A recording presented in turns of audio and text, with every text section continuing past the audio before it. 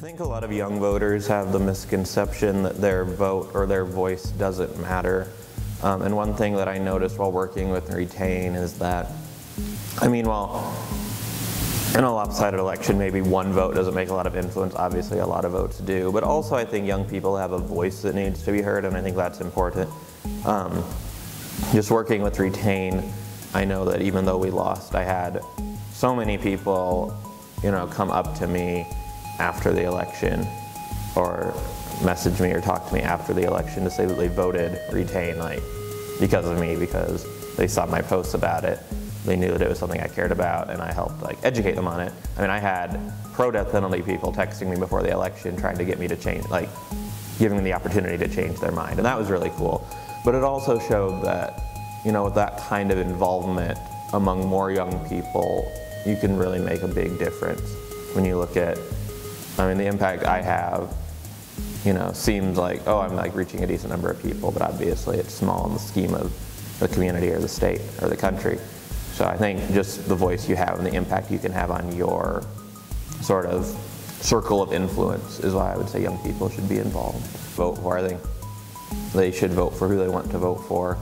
I think what was frustrating from my personal perspective, I guess, in this past election was people on the left who considered Hillary Clinton and Donald Trump to be comparable evils. People who had supported Bernie Sanders in the primary, for instance, who didn't vote or voted for Jill Stein or someone, when I thought Hillary Clinton and Bernie Sanders were fairly similar in their views, and also thought that to those voters, Hillary Clinton made substantially more sense. So if you're somebody who I know people who genuinely just didn't like either candidate, and if that's the case, then I can't tell you what to do.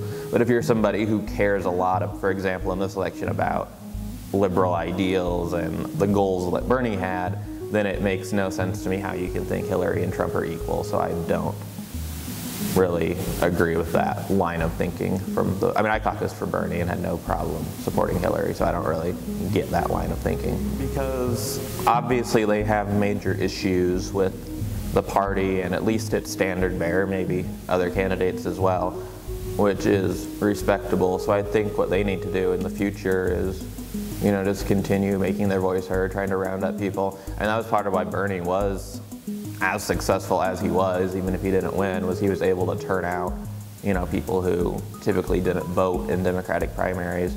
And obviously you have that pool now of people who support those views. There's obviously more untapped potential. There's still millions of people who don't vote.